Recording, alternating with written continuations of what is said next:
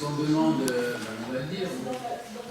Il y a la parcelle, mais il y a la parcelle numéro 102. Voilà. C'est social, c'est un achat. Mais on aura un plan, ce serait pas du tout. Du plan. Bon, C'est le permis de vie. permis B. Alors, qui est contre? J'ai posé la question. Qui est contre? Qui s'abstient? Bon. Alors, le permis d'évoluer de la station-service de la RN10, c'est la fameuse station dont nous avons parlé au dernier conseil. Donc en fait, dans le cadre du PLU, on avait donc pointé cette parcelle pour en faire une aire paysagère. Donc on est dans la phase de signature de l'acte d'achat de cette parcelle et on demande l'autorisation pour que monsieur le maire dépose un permis d'évoluer pour démarrer les travaux. Voilà, alors depuis le dernier conseil, il y a eu un miracle, je ne sais pas si c'est dû à Saint-Rita, mais les notaires se sont débrouillés pour trouver des actes d'échange. Ils ont trouvé des titres de propriété, ça fait quand même 10 ans que ça dure. Je n'ai pas été vérifier l'authenticité, ils sont deux notaires de toute façon à être d'accord pour les signer. Donc nous allons acquérir la parcelle sur laquelle est située la station en dur de la station-service. Il va rester un petit bout qui sera une terre blanche, une terre vierge, je ne sais pas à qui ça appartient, mais comme c'est un bout qui n'est pas construit, ça n'a pas d'importance. Et on aménagera l'ensemble, comme on l'a dit, d'une manière paysagère. Mais là, au lieu de démolir comme je voulais le faire par un acte de force et d'agacement, là on va pouvoir faire des choses légalement. Si vous me donnez l'autorisation de déposer un permis de vélo. C'est une affaire qui n'aurait duré que 10 ou 15 ans. Non, c'est fait. Voilà, la dépollution. C'est complètement terminé. Oui, ils l'ont fait parce qu'ils ne se sont pas aperçus à l'époque, ils n'étaient pas pour payer. Ah, d'accord. Moi, ils l'auraient pas fait. Non, c'est occupant. Eh oui, c'est occupant. Non, et ça a été contrôlé par la direction régionale de l'environnement. C'est pas du local. Alors, qui est contre? Qui s'abstient?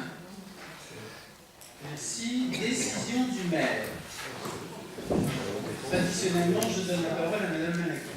J'ai préparé quelques questions. Justement, la décision, à moins qu'il y en ait d'autres avant, qu'il y ait des questions à poser, mais 205, la décision 205 sur les travaux de création d'un pylône vitré pour l'ascenseur de l'hôtel de ville. Alors, j'ai bien compris ce que c'était, mais j'ai trouvé que c'était cher, parce que finalement, il y a déjà un pylône vitré où je n'ai pas bien vu. Oui. Donc, je voulais savoir pourquoi c'était aussi cher. Premièrement, parce qu'on n'a pas le choix, on est obligé de passer par Thyssen, qui est le fournisseur de l'ascenseur. Ça, c'était la première chose. Et deuxième chose, parce qu'on a un ascenseur qui est un ascenseur un petit peu particulier, c'est un des seuls ascenseurs de France qui ne marchait pas quand il pleuvait. Donc, comme c'est un ascenseur extérieur, c'est quand même un petit peu gênant. Et on a décidé de le faire réparer. Et c'est le prix, c'est tout.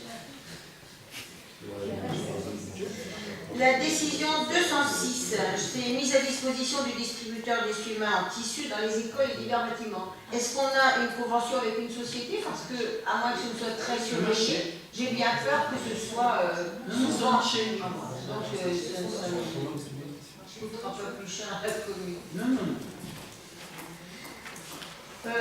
Ensuite, j'avais une question sur les spectacles. Albert Camus, on n'a pas l'habitude de les passer tous d'un seul coup, si je me trompe. J'étais étonnée parce qu'il y a... Ah si, c'est des choses qui arrivent. Mais c'est très rare, quand même. Ah, c'est arrivé. D'habitude, Pas c'est- fréquemment, mais c'est arrivé. Ah bon, ben j'en avais pas Oui, je vu. réponds aux questions sur On le avait pas vu. Non, bah non, après les questions, non, mais c'était... Pourquoi on les passait tous aujourd'hui, quoi, voilà. Oui, c'est une efficacité de l'administration. C'est formidable. C'est pour ça qu'il faut toujours être pour la promotion des agents. Voilà. C'est la pensée du Monsieur Sanoufori. Alors, je vais dire. Pardon, vous avez fini? Monsieur Sanoufori. C'est fini, Nicole? C'est pas beaucoup. Je vais énerver Hervé. Est-ce que. Ne sera pas si.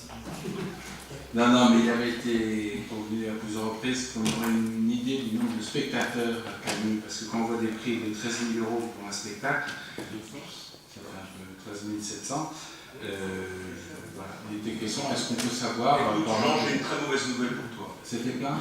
Ouais, si tu veux prendre des places, c'est fini. Non, non, mais je te demande... Non, non, mais je suis très sérieux. C'est fini sur l'ensemble des spectacles jusqu'au mois d'à peu près avril. Alors je crois qu'il reste quelques places pour à l'évêque. C'est le comique qui se moque des politiques. Ça fait la leçon pour toi. Non, c'était une question. La réponse a été donnée. D'accord. 230, alors en gros la moyenne c'est 275 actuellement, mais je pense qu'elle va augmenter, c'est un peu comme avec les mots. 275.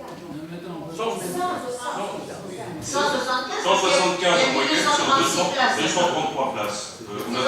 On a 3 sièges qui sont en mauvaise état. D'accord. Il faudra absolument ça. y a-t-il d'autres questions? Monsieur Garesti. Oui, sur la décision 224, a-t-on déjà des statistiques sur le total des recettes déjà engendrées sur le parking payant, sur centre-ville? Non, j'ai pas de recettes. On me souffle que le dernier mois, c'est 300 véhicules qui ont 300 € de recettes pour le mois d'octobre. Et le coût annuel de la maintenance?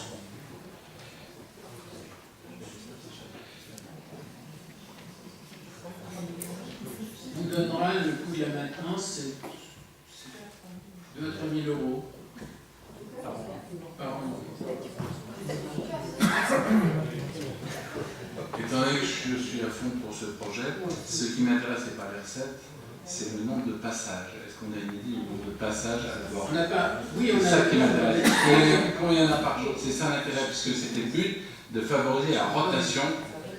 Parce que maintenant, il y a toujours la place. On va vous le donner, on peut le savoir. Ça m'intéresse. Ça, je ne l'ai pas ce soir. En tout cas, il y a toujours de la place. Et c'était le but de l'opération, et il faut un petit peu de temps pour que les gens s'y habituent. C'est un peu difficile actuellement, les gens voient le côté négatif. En revanche, il y a toujours de la place, c'est bien pratique, et les commerçants vont y trouver leur compte, je pense. Justement, je voulais savoir si les commerçants étaient contents parce que les clients sont très contents. Les commerçants, c'est Parce qu'à chaque fois qu'on arrive, on trouve de la place et Alors, en les général, on commerçants fait des comptes en moins de 2 heures et donc on ne paye seront à la fois contents pour leur chiffre d'affaires, mais ils sont mécontents, figurez-vous, parce que des places ne leur sont pas réservées pour garer leur propre véhicule. Mais c'est exactement le même problème qu'on a avec les commerçants du marché, c'est-à-dire que c'est toujours des intérêts contradictoires. On veut avoir son véhicule au pas de sa porte et on se plaint après qu'il n'y ait pas de place pour le public pour stationner. Donc, ça dépend comment vous leur posez la question. Mais il y en a qui sont pas très contents de faire 200 mètres à pied pour garer leur véhicule. Pas loin, hein. Ils prennent la place de Camargue, ils garent leur véhicule, il y a la place. C'est la rocade, non, c'est la rocade de Camargue, là, avant la place de Camargue. La rocade de Camargue, il y a toujours de la place pour garer son véhicule. On n'a pas constaté d'embouteillage de place en double fil pour savoir chez où sont passées les voitures. Je pense que les gens vont se garer sur l'arrière maintenant du côté de ce qu'on voulait en vérité, ce qui se garde du côté de l'avenue Liman et tout ça, il y avait tout le temps de la place. Et les gens vont se garer par là-bas. Si c'est bien. En tout cas, ça a amélioré la rotation parce que maintenant vous pouvez aller acheter un journal, ça prend 10 minutes, alors qu'avant vous aviez déjà 10 minutes pour trouver une place. Bon, est-ce qu'il y a d'autres. Monsieur Roland, une question. Oui, ça n'a rien à voir avec la décision du maire. J'aurais juste pu vous poser une question, s'il vous plaît. Oui, non, c'est pas pire. J'ai lu attentivement la presse ces derniers temps et j'ai vu qu'un adjoint qui siège à vos côtés a rejoint un candidat aux élections municipales et un candidat qui, pendant tout son mandat, qui est un mandat de conseiller général, a fait souvent, comment dirais-je, a joué contre les intérêts de la ville de Maurepas, et je dirais plus précisément sur le cinéma. Et donc je suis étonné de voir que cet élu siège encore avec vous. Voilà.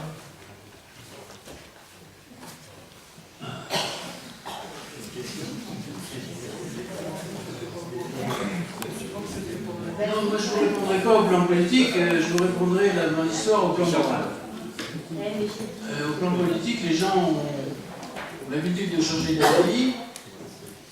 Sur les cinémas, je développerai longuement, lors de la séance des deux, ce que j'ai fini par apprendre, car il existe toujours un jour où des fonctionnaires partant à la retraite disent la vérité sur ce qui s'est passé. Donc, je donnerai la primeur aux habitants de Maucoupa, comme ça ils sauront comment a marché le couple UMP-PS sur cette affaire-là. Certains UMP et certains PS, bien sûr. Donc, et vous verrez, c'est assez amusant. C'est assez amusant parce que c'est vraiment n'importe quoi et c'est un petit peu clochard. Mais puisque je situe cela sur le plan de la morale, je suis plutôt étonné sur d'autres pratiques. Il se trouve que j'ai fréquenté le Parti Socialiste pendant 25 ans et que je m'intéresse de temps en temps à ce qui s'y passe. Surtout quand je vois des déclarations contradictoires dans les journaux. Et j'estime, je ne m'occupe pas des affaires du Parti Socialiste, il y a longtemps que j'en suis désespéré, mais je considère que ce qui m'a été dit en privé et que j'ai vérifié ensuite de manière publique avec des témoins fiables faisant leurs déclarations devant d'autres témoins, sont des choses assez singulières qui rapprochent les habitudes de la ville de Maucoupa de la ville de Marseille. Il est de tradition, je pense, dans tous les partis, d'essayer, avant une désignation, de gonfler les effectifs pour que les petits chevaux de course qui courent pour arriver les premiers aient des supporters de plus en plus importants. Alors ça existe, je pense, dans tous les partis. On a assisté à Montigny il y a quelques années à un vote célèbre de Vietnamiens pour désigner Nicolas Abou, Pierre Le Garinal, comme secrétaire départemental de l'UDI. C'était pas l'UDI, c'était l'UDF. Je ne fais pas tellement la différence entre les deux. Mais en Maucoupa, on a assisté à peu près à la même chose, c'est-à-dire que le vote n'est pas un vote de diversité, mais un vote que je pourrais qualifier de communautariste sur certains points. Donc là, c'est contraire au principe de la République et c'est contraire à la laïcité. Donc je ne m'occupe pas des affaires du Parti Socialiste, mais je trouve que ces pratiques sont absolument intolérables. Elles ont été vérifiées et ce que je vous dis est l'exactitude, puisque nous sommes un certain nombre à être au bureau municipal, ça nous a été décrit par un membre lui-même du Parti Socialiste. Donc je n'ai pas de réflexion à faire particulière là-dessus. Je trouve que ces pratiques sont déplorables et qu'elles n'engagent pas, en tout cas, à avoir la faiblesse, comme je l'ai toujours eu, de voter pour le Parti Socialiste cette fois-ci. Pour le deuxième tour, je souhaite beaucoup de plaisir à ceux qui vont s'allier avec lui, en sachant que ce type de vote contraire aux principes républicains et aux principes laïques peut quand même poser des problèmes sur la gestion des secteurs sensibles de la commune, qui sont par exemple le bureau d'aide sociale, l'attribution des places en crèche ou la gestion des logements sociaux. Donc chacun est devant ses responsabilités. Moi je dis tout haut ce qui se dit tout bas et ce qui se dit d'ailleurs publiquement. Et je dirais que cette histoire, et que je considère cette histoire comme déplorable et tout à fait subalterne, ne m'intéresse absolument pas. Il n'empêche que, à titre personnel, je ne peux en aucun cas occulter ce genre de méthode et cautionner ce genre de méthode. La course des petits chevaux, je comprends. La course des petits chevaux de cette façon-là, je ne comprends pas du tout. Et je trouve que c'est tout à fait contraire aux habitudes, en tout cas, qui ont existé à mon pas. Et je vous rappelle, pour les uns et pour les autres, que j'étais adhérent au Parti Socialiste pendant 25 ans. Donc je sais comment les choses se passaient dans le passé. Je pense que ça a un petit peu changé. Après tout, c'est le problème du Parti Socialiste. Et c'est le problème, effectivement, ça se bien en fin de mandat, c'est le problème aussi des adhérents du Parti Socialiste. Ce que je sais, c'est que la plupart des élus socialistes autour de cette table, après ce que je sais, ne se présenteront pas avec le Parti Socialiste. Donc vous leur demanderez au moment de la campagne électorale les raisons qui les ont poussés à se présenter sur d'autres listes.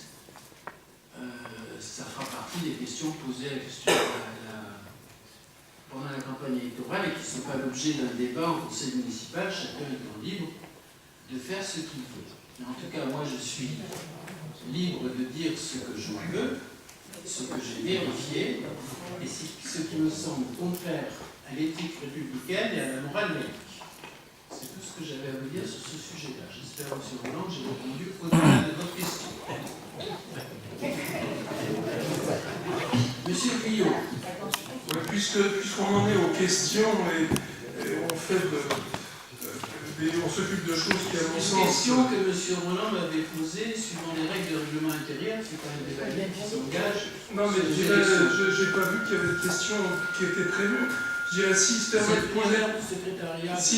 poser des questions sur ce qui se passe au Parti Socialiste, les socialistes sont assez grands pour savoir ce qu'ils ont à faire chez eux. On pourrait nous-mêmes poser la question à M. Roland, sur les associations improbables dans lesquelles ils se retrouvent. Donc les électeurs seront assez grands pour juger les orientations fantaisistes de certains, les 360 degrés que là... Monsieur Guyot, je vous ai connu dans vos propos bien plus extrémistes que dans le parti dans lequel vous êtes aujourd'hui. Je pense que les électeurs seront assez grands... Je vous ai connu, monsieur Guyot, avec des propos bien plus extrémistes que dans le parti dans lequel vous êtes aujourd'hui, qui est, à mon avis, un parti de complaisance pour vous. Je dis que ce n'est pas un débat, que je répondais à une question. Mais que M. Roland, eh bien, s'explique lui aussi sur la proposition beaucoup plus extrémiste du parti dans lequel vous êtes aujourd'hui, qui est, à mon avis, un parti de complaisance. Vous n'avez pas forcément la parole, puisque vous n'avez pas posé de questions et que ce ne soit pas de débat. Vous laissez tenir ce genre de propos, monsieur Bougeot. Je suis désolée. Les tenus seront compte rendus et je les tiendrai. Laissez-moi au moins répondre. Mais vous répondez à quel titre? Mais vous vous rendez compte des choses que vous avez insinuées? Mais je n'ai pas insinué, je suis déclaré, je suis prêt à les signer. Alors, quand vous parlez de vote communautaire, c'est-à-dire? Dites-le clairement. Oui, communautariste, alors dites-le clairement. Vous savez très bien, vous voulez que Oui, dites-le clairement, moi je vous demande de le dire. Eh bien, je vais lire un SMS que vous m'avez envoyé. Ah, le SMS que je vous envoyais, c'est suite à votre truc. Non, mais ça c'était une boutade suite à vos déclarations, monsieur Bougeot. Oui, c'était une boutade. Vous le savez très bien, vous nous avez accusé d'avoir fait rentrer des... Je vais trouver le SMS. Oui, vas-y. Juste pendant ce temps-là, je veux savoir s'il y a d'autres questions après qui reviennent plus sur la vie municipale ou si tu peux les expliquer dehors. C'est quand même un peu fort, Georges. Tu nous as accusé d'avoir fait rentrer des gens des friches d'origine africaine. Voilà ce que tu nous as accusé. Donc c'est un peu fort quand même. Non, oui, mais c'est grave. Tenir ce genre de propos en 2013, c'est franchement grave. Et en plus, c'était une boutade suite à bêtise. Je suis désolée, je te l'ai même dit que c'était une boutade. Donc, la séance est levée, je vous souhaite une bonne soirée.